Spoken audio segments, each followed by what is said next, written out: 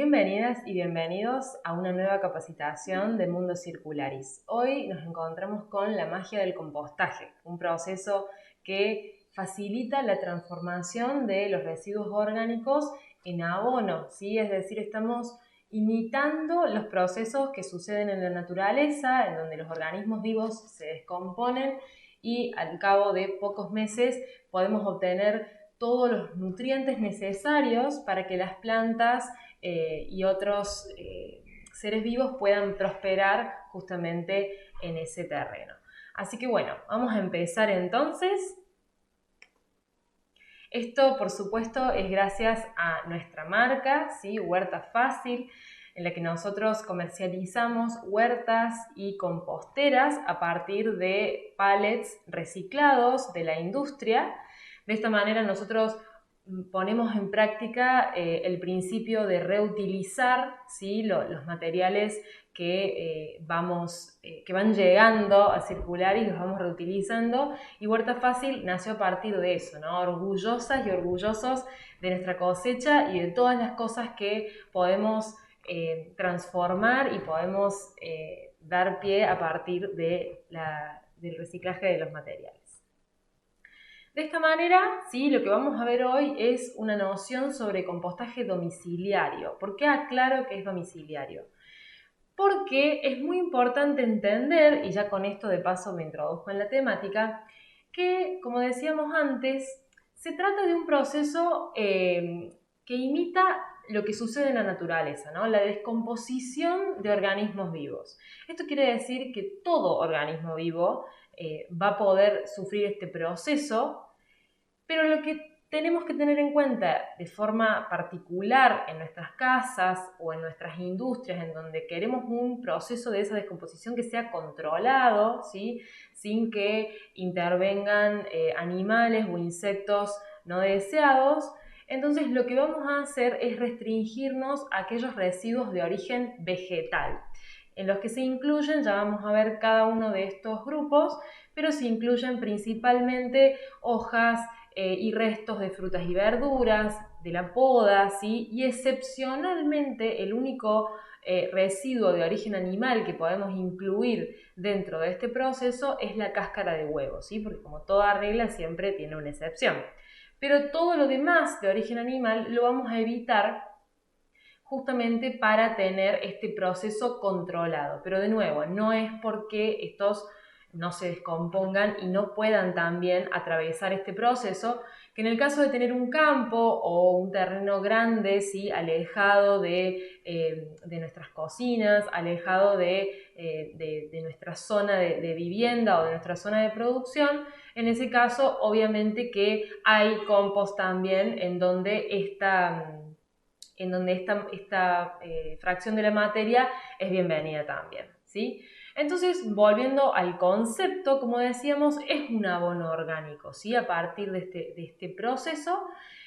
Y en este proceso participan tanto microorganismos, ¿sí? Como en la descomposición y la estabilización del material, como también insectos. Por eso vamos a ver que el compost es también un ecosistema en sí mismo.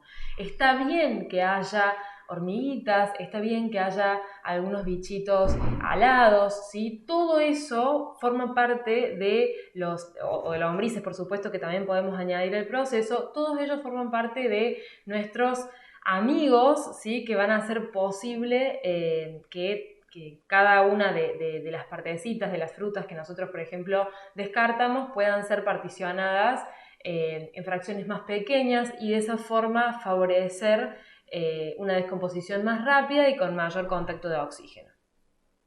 Los beneficios del compost son múltiples, ¿sí? Pensemos que el 50% de los residuos domiciliarios son compuestos orgánicos. Entonces, si nosotros pudiéramos reducir esa fracción húmeda, ya estaríamos sobre el total de residuos que se generan, por ejemplo, en la ciudad de Córdoba, que son alrededor de 4,5 millones de kilos por día, pensando también en cuánto generamos cada uno y en la población, ¿no? Que cada vez crece más. Si pudiéramos reducir, ¿sí? Estaríamos llevando a la mitad ese peso. con lo cual se vuelve muy importante adquirir este hábito y empezarlo a hacer. Y vamos a ver que para poder hacer el compost no hace falta tener un espacio de tierra considerable, ¿sí? Lo podemos hacer en nuestra casa, podemos adquirir o poner en práctica diferentes tipos de compost, con lo cual siempre se adapta, es un proceso que se adapta a nuestra forma de vida, ¿sí? Entonces no es necesario que, incluso tampoco lleva mucho tiempo, ¿no? Entonces no es necesario que le demos una entidad aparte, sino que se puede incorporar fácilmente a nuestras condiciones. Y después, sí, como dice ahí abajo también, se reducen las emisiones de gases de efecto invernadero asociadas a la disposición final, o sea, en sitios de disposición final, justamente por el tema de esos residuos. Y se ahorra energía, ¿no?, para recolectar, tratar y disponer los residuos, y se usa menos suelo para la disposición final. Yo creo que eso es uno de los puntos más relevantes a considerar, ya que pensemos sobre cada bolsa que nosotros sacamos y que por ahí el tema de la basura nosotros nos es de especial interés hacerlo tangible, porque a veces el hecho de que la sacamos a la calle y desaparece se vuelve algo como no lo podemos dimensionar lo que implica o lo que sigue en la cadena cuando desaparece del frente de nuestro hogar, ¿sí? Hay un montón de procesos vinculados, como dice ahí, a recolectar, tratar y disponer, a la logística hasta que llega al predio de enterramiento sanitario, que si nosotros reducimos el volumen, automáticamente un montón de costos económicos, sociales y ambientales se reducen también al mismo tiempo. Entonces, ese es uno de los beneficios más grandes. Y asimismo, el beneficio, obviamente como un plus, ¿sí? Tenemos una enmienda fértil para las plantas de los jardines y balcones, ya que mejora la vida del suelo. Decíamos que es la parte orgánica de la tierra, ¿sí? Porque la tierra tiene una fracción mineral, que es la roca, y una fracción orgánica. Entonces, necesariamente para poder desarrollarse y crecer las plantas y poder también desarrollar sus raíces de forma sana y generar estructura, es necesario tener este componente en gran porcentaje. Con lo cual, de esa manera disminuimos la necesidad de comprar fertilizantes químicos y abonos, pero ojo, ¿sí? No hace falta, no es que si yo no tengo patio, si yo no tengo huerta, entonces no me sirve. Como les digo, el compostaje tiene muchísimos beneficios asociados, y si de última, además nosotros tenemos huerta y tenemos jardín, bueno, ya los beneficios obviamente hablan por sí solos y se multiplican mucho más. Pero pensemos, ¿sí?, las implicancias que de por sí tiene el proceso. Y ahora sí, entonces, ¿qué necesito para mi compost? Bueno, para mi compost yo necesito contar con ciertos puntos que los vamos a mencionar a continuación, que entre ellos son la compostera, o más bien el espacio en donde yo voy a promover ese proceso, la materia prima, que es entender qué sí va en el compost y qué no, o sea, cómo debo controlar esa variable para que todo el proceso se genere correctamente, no se generen malos olores, no se atraigan a esos animalitos no deseados, como les decía inicialmente, y se dé bajo el control que yo deseo. El suelo y los microorganismos, ¿sí? Cómo es la interacción y cómo yo puedo favorecer también en ese sentido. Y después, control que debo tener, y que a medida que yo voy volviéndome más experto en el tema, son variables que ya las voy a ir pudiendo controlar más fácil, porque ya voy a estar como más ducho en visualmente sobre si está bien húmedo, si está bien aireado, ¿sí? Pero el principio es bien estricto lo que tenemos que pensar como distintas prácticas para garantizar la estabilidad de la materia prima. Bien, la estabilidad en el sentido dentro del proceso esperado. La compostera, ¿sí? Tengo diferentes opciones. Puedo optar por, como está en la primera imagen, en un compost de pila, en donde lo que voy a hacer es ir acumulando en vertical la materia orgánica. Después, una segunda opción es el pozo, ¿sí?, que es muy útil para cuando tenemos el espacio en un jardín, el espacio de tierra. O sea, cada uno de ellos va a tener su beneficio, ¿sí? El de pila es muy bueno cuando yo tengo gran volumen y se utiliza mucho en los compostajes urbanos, ¿sí? Este método de pila, en donde yo también puedo Yo puedo incluir algunos componentes justamente para favorecer esa descomposición. Después está el pozo, como les decía, que es muy bueno porque al estar en la tierra, sí hay un montón de variables, por ejemplo, vinculadas a los microorganismos que no es necesario que controle o que los tenga tan en seguimiento porque está en la tierra. Entonces un montón de insectos, un montón de bichitos se van a acercar casi automáticamente. Pero si tengo mascota, ¿sí? Ahí quizás es un punto en contra que debo considerar, ya que las mascotas pueden meterse, oler, o bueno, en el caso de los gatos también pueden defecar y puede ser complejo. Entonces, por ejemplo, no sería una buena idea para si tenemos mascotas, ¿no? Y después se muestran dos tipos, o sea, dos tamaños en realidad de composteras que son las que inicialmente les nombraba de huerta fácil, que son óptimas para, por ejemplo, departamentos, ya sea interior o en el balcón, en donde justamente se pueden ir depositando todos esos materiales en los cajones, que ya vamos a ver cómo es particularmente para la compostera cerrada. Esto es muy bueno, como bien decíamos recién, para el caso de tener mascotas, para el caso de que el espacio sea restringido, pero para una compostera cerrada, que también se puede armar con materiales reciclados, lo puedo hacer con baldes de 20 litros de pintura, lo puedo hacer con cajones, con macetas, ¿sí? Hay diferentes versiones, las pueden por supuesto explorar. Hay que estar mucho más cerca, siguiendo de cerca algunas variables, sobre todo vinculadas a la humedad, ¿sí? Porque se tiende a humedecer muy fácil, sobre todo si está cerrada y demás, entonces tengo que estarle más encima, pero lo voy a poder controlar mejor, ¿sí? Entonces cada una tiene sus ventajas y sus desventajas. ¿Y por qué dice debo considerar dos espacios? Eso es muy importante, o sea, dos pozos, dos pilas, o en este caso, como se ve en la imagen, dos cajones.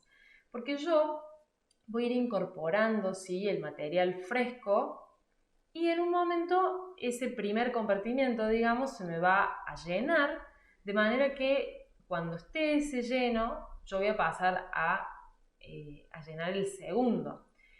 Y ese primero, ¿sí?, al no incorporar más materia fresca, va a darse todo el proceso de descomposición. Obviamente que mientras se da, yo tengo que seguir generando, aireando, tengo que controlar la humedad, tengo que ver cómo se va se da ese seguimiento del proceso, pero es importante no agregarle más materia prima, porque si no nunca se termina, ¿no?, de descomponer. Con lo cual, tener dos espacios, ¿sí? Cuando yo llené el segundo, se supone que el primero ya está listo, entonces yo ya puedo extraer mi compost, mi abono para usar y, digamos, completo el segundo, ya empiezo a llenar el primero de vuelta. Lo vacío y lo empiezo a llenar de vuelta.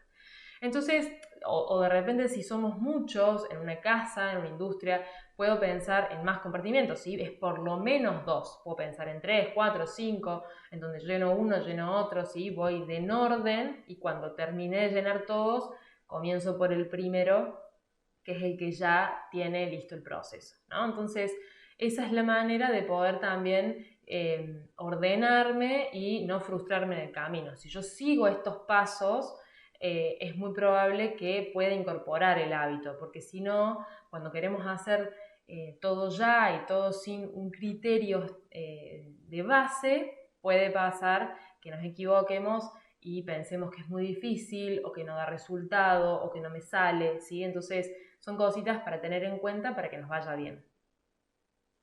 Ahora sí, entonces, pensar en la materia prima. Y esto es uno de los puntos más importantes porque, bueno, si yo me equivoco quizás en el control de alguna variable, son cuestiones que se pueden remendar. En cambio, los materiales, si yo me equivoco, como les digo, se puede generar mal olor, pueden venir animalitos que no deseo, entonces ya muchas veces inicia digamos, el proceso de descomposición que yo no quiero para mi patio, para mi, para mi industria, y entonces muchas veces tengo que tirar toda la mezcla y volver a empezar. Por eso en esta parte es súper importante prestar atención material por material, lo que puedo y lo que no puedo, ¿sí? En la imagen se ve claramente Abajo a la izquierda, quizás lo más intuitivo y transparente, ¿sí? Todo lo que son restos de frutas y verduras, sea el carozo, sea la cáscara. Lo importante es que no estén cocidas ni condimentadas. O sea, si yo tengo unas verduras salteadas con aceite, no las puedo incorporar al compost. Siempre crudas, sí. Después tengo arriba, bueno, fósforos, por supuesto, papeles, ¿sí? Todo siempre y cuando no esté manchado con aceite. Entonces, todo esto a tener en cuenta si no tiene aceite. Las servilletas, que las servilletas de papel limpias o sucias no se pueden reciclar, bueno, se pueden compostar, ¿sí? Si yo de vuelta las use para algo que no tiene que ver con grasas o aceites, la puedo arrojar en el compost. Los saquitos de té, los saquitos de café, el café en sí mismo, los huevos, ¿sí? La cáscara de huevo, muy importante como excepción que les decía de residuos de origen animal, yerba y el maple de huevo, ¿sí? Que es un cartón también que favorece tanto servilletas como papeles y demás.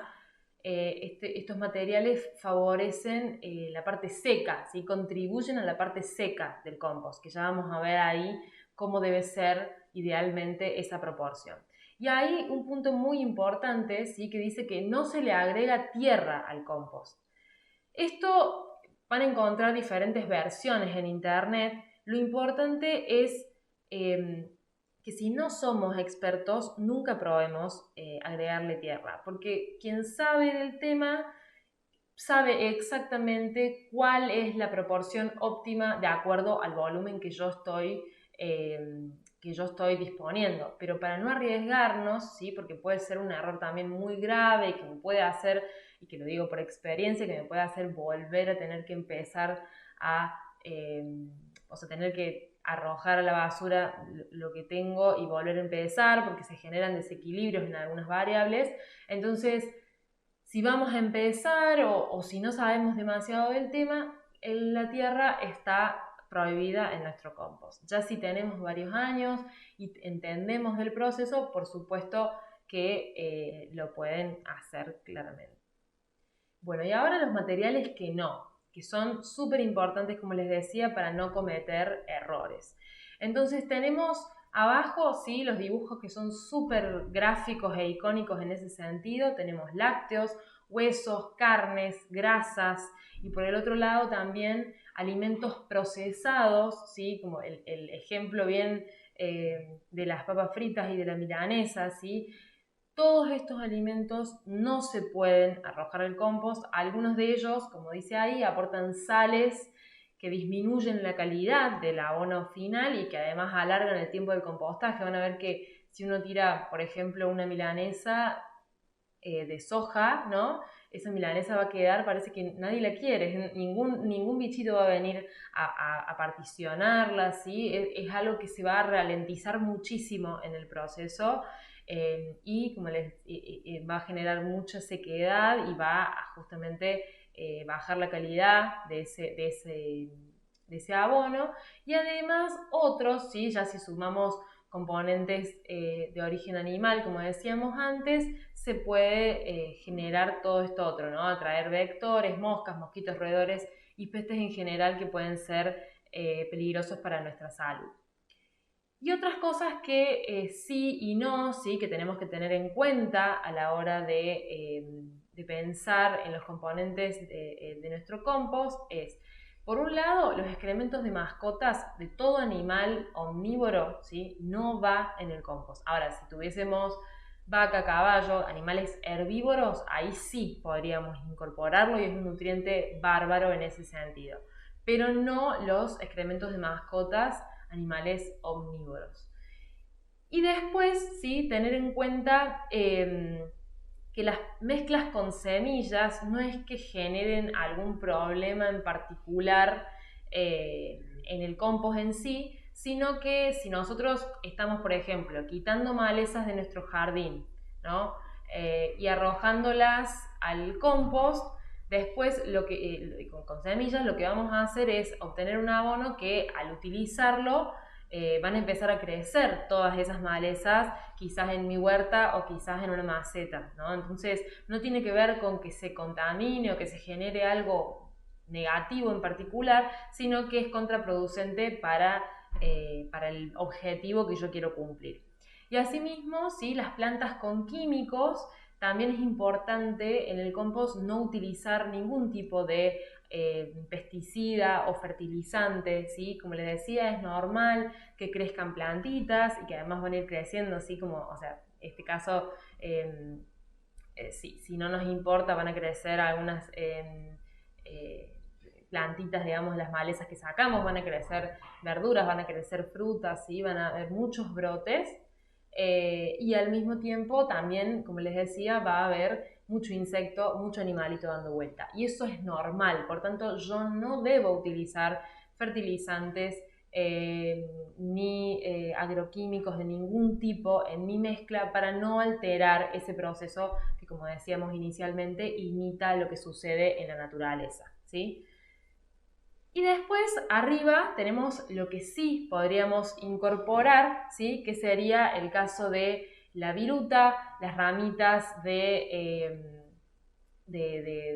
jardín, ¿sí? Tanto hojitas, ramitas, podemos incorporarlas al compost, y el pelo de mascota, ¿sí? Todo eso también puede ir en nuestro compost. Entonces, con todos estos que tenemos claro cuáles sí y cuáles no, ¿sí? Hay una clasificación, no para volvernos locos en cumplir estrictamente con esta proporción, pero para que entendamos de qué se compone, ¿sí? Después nuestro abono, que de acuerdo a los volúmenes de los residuos con mayor contenido en nitrógeno y los que son con mayor contenido en carbono, vamos a tener abonos más ricos para que si nos especializamos en jardinería le vamos a encontrar una funcionalidad más específica. De todos modos, para conseguir un nutriente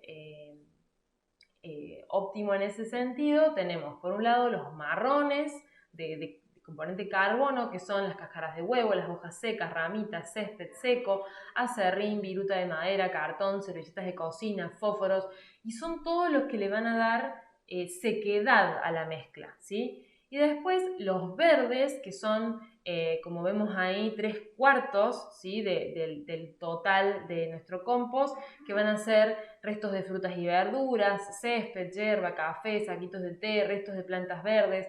Todo eso va a formar parte del componente más húmedo, ¿sí? Entonces, para que entendamos también, ahora que vamos a hablar de la variable de la humedad, para que entendamos también cuál es esa proporción, no solo por el tipo de abono que vayamos a obtener como resultado final, sino también cuál es al menos la versión más recomendada. Recuerden que además esto por lo general se centra bastante en el lugar geográfico en donde estamos, ¿sí? En zonas secas va a ser más óptimo este tipo de composición. No es lo mismo después armar un compostaje en zonas tropicales, y en cada una también, de acuerdo a la humedad ambiente, etcétera, etcétera, va a tener una proporción ideal diferente. Entonces, en Córdoba tenemos esta proporción, y para poder controlar la variable de la humedad más fácilmente.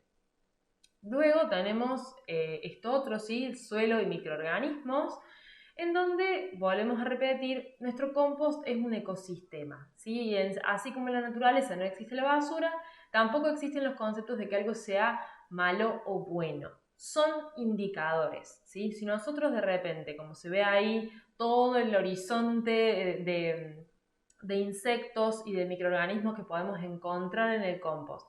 Si nosotros tenemos, y voy para adelante un minuto y ya devuelvo para atrás, si tenemos, por ejemplo, moscas, ¿sí?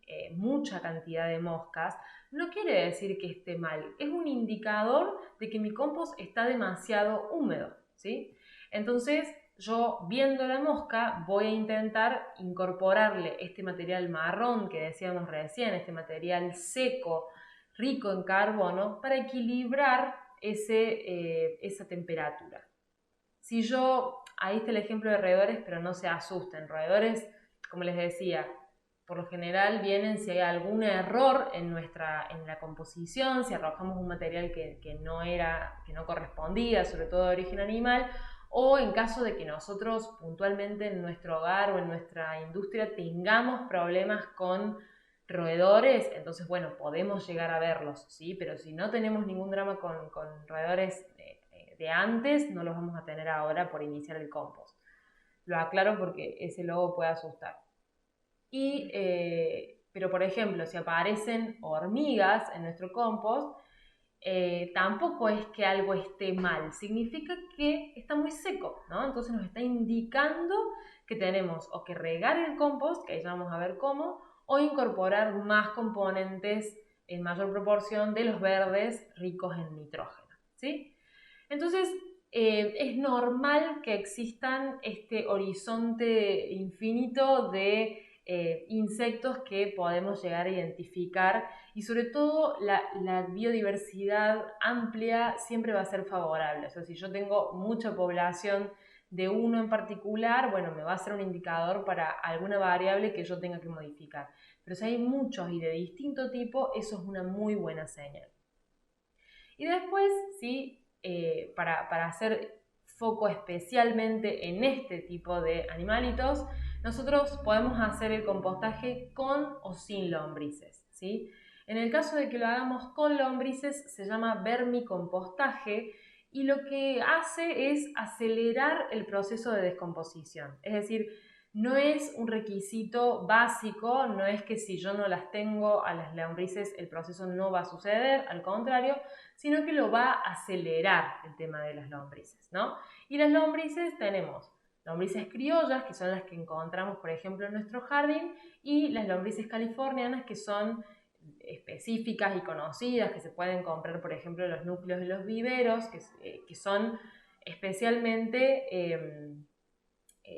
positivas para este proceso que estamos hablando, ¿no? Entonces, ellas viven para comer, van a comer y ayudar a que todos esos componentes orgánicos que arrojamos se conviertan en lombricompuesto mucho más rápido. Ahora sí, es muy importante tener en cuenta que cuando nosotros obtengamos nuestro abono después de todo ese proceso de algunos meses, si yo después voy a usar ese abono, tengo que sacar esas lombrices, ¿sí? Que ya vamos a ver cómo, pero las tengo que sacar, porque si yo muevo ese abono lleno de lombrices a una maceta, las lombrices comen y no distinguen si yo estoy arrojándole una cáscara de fruta o si estoy plantando una inmensa planta con una raíz tremenda, la van a masticar igual, ¿sí? Entonces o sea, se van a comer toda la planta, sobre todo a nivel subterráneo. Por eso es muy importante que cuando termine el proceso de vermicompostaje yo pueda extraer las lombrices para arrojarlas al material fresco y utilizar el abono donde después yo quiera, ¿sí? Pero sin las lombrices dentro. Las lombrices, acá se muestra en la izquierda un gráfico, ¿sí? En donde se va mostrando cómo es el proceso, ¿sí? De aumento de temperatura que se genera en el compost, ¿sí? El compost, por eso después vamos a ver estas variables que mencionábamos inicialmente, la importancia que tiene su control, porque en la segunda etapa, termófila, ¿sí? La mezcla puede alcanzar hasta los 70 grados de temperatura, ¿sí? Y las lombrices, cuando estamos hablando de vermicompostaje, no aguantan esa temperatura. O sea, si nosotros tenemos un compost que no aireamos, ¿sí? Que no generamos esa mezcla constante, las lombrices se van a morir, ¿sí? A medida que yo voy incorporando material fresco, en ese proceso de descomposición propio y normal y bien que sucede en nuestra tierra, se van a morir. Entonces, por eso es importante que cuando estamos haciendo vermicompostaje, debo prestar un poquito más de atención que para el compostaje porque tengo organismos vivos que ante ciertas condiciones no pueden sobrevivir. Lo mismo pasa que si yo estoy haciendo un compost en un pozo y ese pozo hay mucho tiempo de sequía, por ejemplo en la estación invernal, que hay muchos meses sin llover, si yo no riego el compost o no controlo la temperatura de forma constante y las lombrices encuentran demasiado seco la mezcla, se van a ir, ¿sí? En el caso de tener una compostera cerrada, se van a morir, pero si no, las lombrices se van a escapar. Entonces, si yo quiero que estén ahí, si yo quiero que estén a gusto con los materiales que yo voy arrojando, tengo que tener en cuenta estos procesos y estas variables, ¿sí? Ya después, para las últimas fases, ya esa temperatura baja y por supuesto que es el momento en donde más actúan, ¿sí? En esta segunda y tercera etapa es donde más actúan las lombrices, ¿sí? Bien.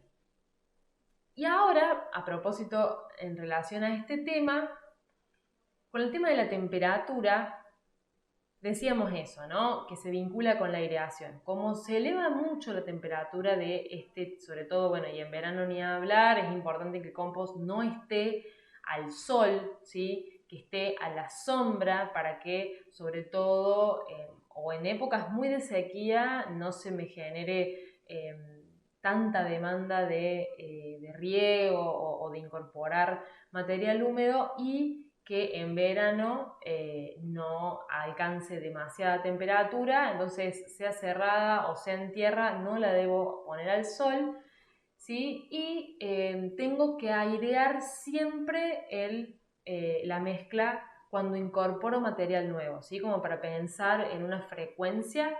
Si nosotros, por ejemplo, incorporamos material cada 2-3 días, ¿sí? Lo ideal es tener un tachito en la cocina donde podamos ir arrojando los materiales y bueno, una vez que se acumuló, cada vez que echamos material nuevo, mezclamos, ¿sí? Mezclamos desde la profundidad de nuestra compostera para que todo lo que está abajo no, digamos, esa temperatura no se eleve y no se compacte abajo, sino que lo vamos aireando y lo vamos mezclando con la materia prima nueva, ¿sí? Entonces vamos tratando también de que esa descomposición se genere de manera homogénea.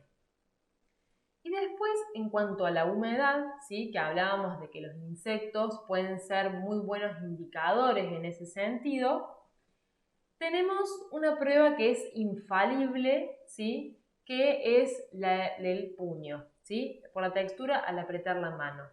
Entonces ahora vamos a ver 3 videos que justamente nos muestran, sin margen de equivocación, cómo darnos cuenta cuando una mezcla está bien, está seca o está demasiado húmeda. Bien, en la primera imagen, ¿sí? Lo que vamos a ver es un compost seco. ¿Y cómo me doy cuenta? Porque cuando aprieto la mezcla, se desarma, ¿sí? No me queda un bloque, se desarma solo. En el segundo caso, lo que vamos a ver, ¿sí? Es que cuando se presiona, queda de la forma que le di con la mano, ¿ven? Y en el tercer caso, vamos a ver que se chorrea, ¿sí? Es una mezcla demasiado húmeda, porque chorrea el líquido, ¿sí? Hay algunas personas que les da un poco de resquemor hacer esto, pero recuerden que es todo componente de origen vegetal y que nos entrena también, nos ayuda a entrenar el ojo para después no tener que hacer esto, pero entender, porque es una variable súper importante cuando un compost está bien o le hace falta mayor humedad o menos, ¿sí? ¿Y qué pasa? ¿Sí? Cuando nosotros tenemos un compost seco, como les dije, tenemos la opción de regar el compost, que tiene que ser muy lento, incorporar de a poco y probar, ¿sí? Porque si no nos vamos a ir para el otro lado, nos vamos a exceder. Entonces es muy importante que vayamos de a poquito o le incorporamos más material húmedo. Y en el caso de que esté excedido en humedad, es una muy buena idea incorporar masivamente lo que son los componentes marrones ricos en carbono, ¿sí? Que lo podemos hacer con el maple de huevo, que lo partimos. Es importante no meter, ¿no?, el maple entero, lo partimos y lo introducimos en la mezcla, servilletas de papel, papelitos u otros cartones, ¿sí? Hojas secas, todo eso nos va a ayudar a pasto, ¿sí? Todo eso nos va a ayudar a que vaya disminuyendo la humedad de nuestra mezcla, ¿sí? Eso va a ser un poquito más lento que con el caso contrario, porque si nosotros regamos ya al toque vamos a ver los cambios. En el caso del seco vamos a incorporar la materia seca, vamos a generar la mezcla, vamos a voltear para que todo se vaya repartiendo homogéneamente y al día siguiente vemos, ¿sí?, si necesitamos incorporar más materia seca o llegamos al punto de equilibrio. Y entonces, cuando pasan estos meses, ¿sí?, que en el caso del vermicompostaje, recuerden que va a ser un poquito más rápido, pero con el compostaje de por sí, en 3 a 5 meses, vamos a tener nuestro esperado abono natural, ¿sí? ¿Cómo nos damos cuenta que llegamos a ese objetivo? Cuando tenga olor a tierra mojada, como dice ahí, nunca el compost, si está bien en composición y en humedad, nunca debería oler mal, ¿sí? Al contrario, tiene que oler a tierra mojada. Tiene que tener color oscuro y homogéneo, no pudiéndose identificar el origen de los materiales y a temperatura ambiente. O sea, tiene que estar a la temperatura que está en el exterior, no podemos identificar lo que tiramos inicialmente, ¿sí? Y si nos queda algún carozo, algún marlo de choclo, que son como elementos que demoran mucho más que, no sé, una cáscara de banana, por ejemplo, en ese caso lo que podemos hacer es trasladar eso puntual a la mezcla nueva y extraerla, digamos, para que pueda seguir haciendo su proceso en el pozo activo. O en el cajón activo. Y tener en cuenta también que dependiendo del momento en que nosotros comenzamos el compost, ¿sí?, el calor, los meses más cálidos favorecen que se genere más rápido este proceso de descomposición, ¿sí? Entonces, por eso esa variabilidad entre 3 y 5 meses. Van a ver que si ustedes comienzan en el verano, se van a acostumbrar a cierta velocidad que después en abril, mayo se va a ralentizar. No es que estén haciendo nada mal, sino que es propio de los meses del otoño y del invierno. Y acá abajo lo que se muestra es una dosificación, en el caso de que, como les decía inicialmente, tengan interés en utilizarlo en la huerta, para alguna función en especial del jardín, césped y demás, lo pueden hacer con esa dosificación, pero no es requisito para practicar este gran hábito de recuperar y reciclar nuestros residuos orgánicos. ¿Y qué hago con los lixiviados? ¿Sí? ¿Qué es un lixiviado? Quienes hacemos el compost en los pozos, este lixiviado no va a tomar valor porque es un lixiviado que queda en la tierra, ¿sí? De paso, cuando nosotros estamos haciendo en pila o en pozo, estamos ayudando, estamos nutriendo distintas capas de nuestra tierra.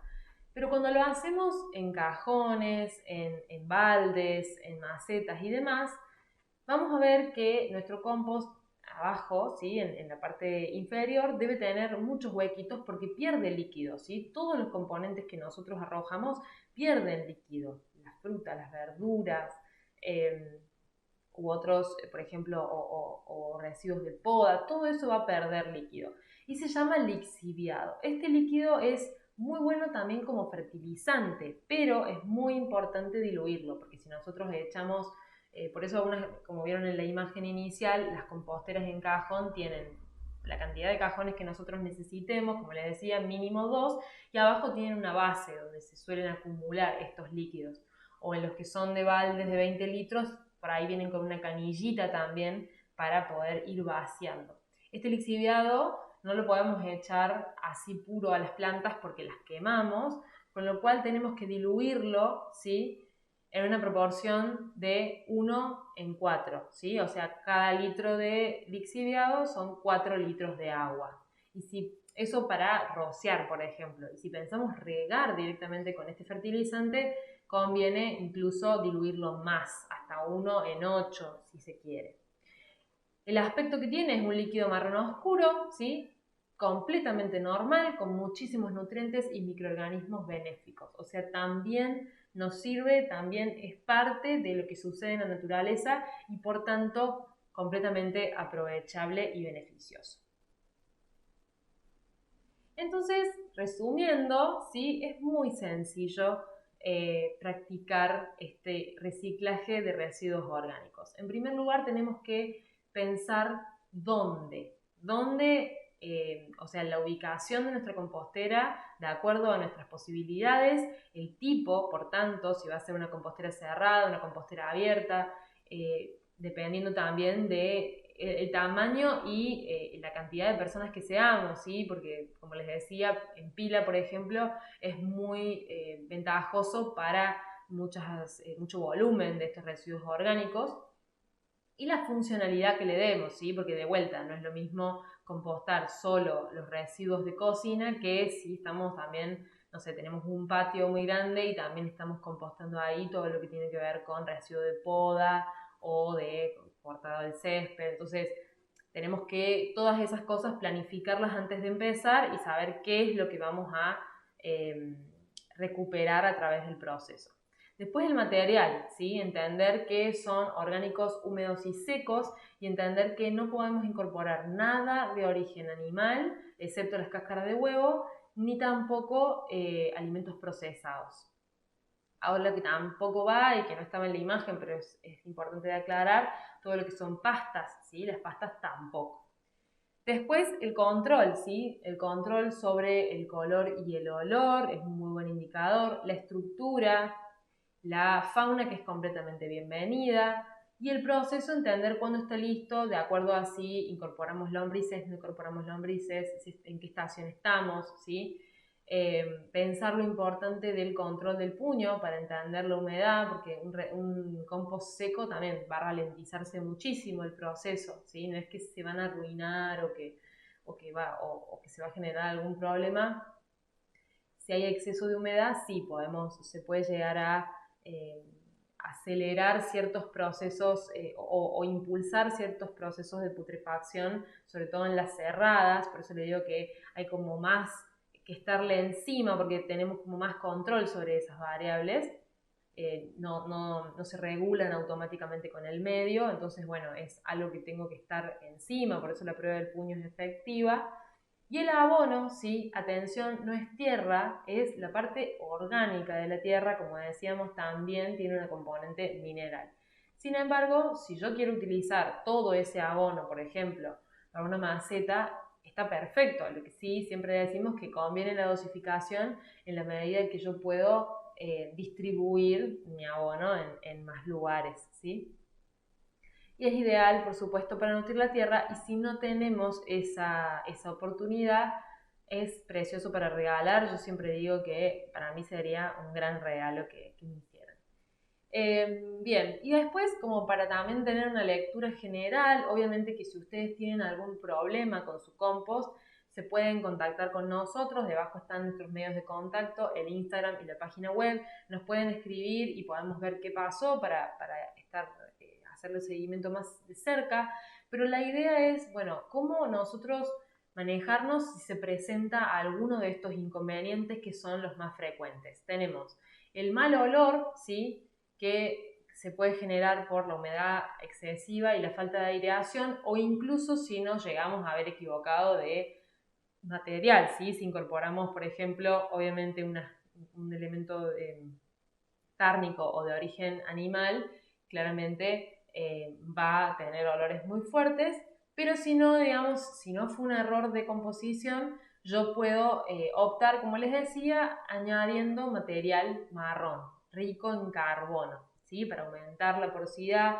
agrego ramitas y trozos de madera que ayudan a crear espacios de aire en la mezcla. Y si no, como les decía, diario, cartón molido, maple de huevo, ¿sí? Después, para la descomposición lenta, puede pasar o que sea una pila demasiado pequeña, que tenga escaso contenido de nitrógeno, que eran los verdes, o sea, los húmedos, o que haga frío, ¿sí? De vuelta, estamos entendiendo que no le tiramos o sea, acá los problemas de composición de materia prima equivocada no están incluidos. Puede ser también eso, pero bueno, ¿no? Entendemos que hace mucho frío o hace falta incorporar más material húmedo, ¿sí? Entonces, de esa manera se generan estas soluciones. Ahí de tapar la compostera es muy importante también aclarar, así como no tiene que estar expuesta al sol, tampoco tiene que estar expuesta a la lluvia, ¿sí? También muy importante en ese sentido. Y tapar la compostera para que no ingrese, de vuelta, para poder tener más control sobre ciertas variables y no ingrese ningún animal indeseado. Acá hay otras razones claramente que pueden deberse a la descomposición lenta, ¿sí? También puede ser que el compost se seque por elevadas temperaturas, en donde hay que tener un mayor seguimiento, tiempo exterior demasiado frío, como decíamos recién, exceso de materiales ricos en carbono y se agotaron los materiales de rápida degradación. Después, si tenemos presencia de moscas, mosquitos o roedores, bueno, ahí sí está el punto de que la única razón por la cual pueden aparecer estos, estos componentes son que nos hayamos equivocado, ¿sí? O en el caso de que, como les decía antes, tengamos un problema específico con roedores en nuestra casa. O sea, si ya hemos visto que están presentes, bueno, no sería la excepción en este momento, ¿sí? Pero si no, no deberían aparecer. Y la presencia de hormigas, sí, tiene que ver, como decíamos antes, cuando hay digamos, mayor sequedad de la mezcla, por tanto conviene regarlo para alcanzar la humedad adecuada. Bueno, con todo esto, básicamente lo que queremos transmitirles, ¿sí? Es este mensaje, ¿no? Que quizás no podamos cambiar el mundo, pero sí el pedacito que nos toca. Y a veces la práctica del compost, que parece algo sencillo, algo bastante pequeño, en una realidad tan compleja, de tantos problemas ambientales o que nunca podemos terminar de dimensionar, compostar se vuelve una tarea que contagia en el buen sentido de la palabra y que puede permitir a la larga generar muchos más beneficios en la gestión de los residuos y disminuir alevosamente la cantidad de producción diaria de basura que estamos teniendo, al menos hoy en la ciudad de Córdoba. Así que bueno, les agradezco muchísimo por haberme escuchado, por estar del otro lado. Súmate a Cuidar el Ambiente, súmate a Circularis. Acá están nuestros medios de contacto de nuevo para que puedan, por cualquier motivo que aparezca en medio del proceso del compost, nos pueden escribir. Síganos en redes y ahí van a ver muchísimo contenido también asociado para seguir cambiando nuestros hábitos y buscando una nueva forma de vivir, una nueva forma de entender nuestro vínculo con el ambiente. Muchas gracias.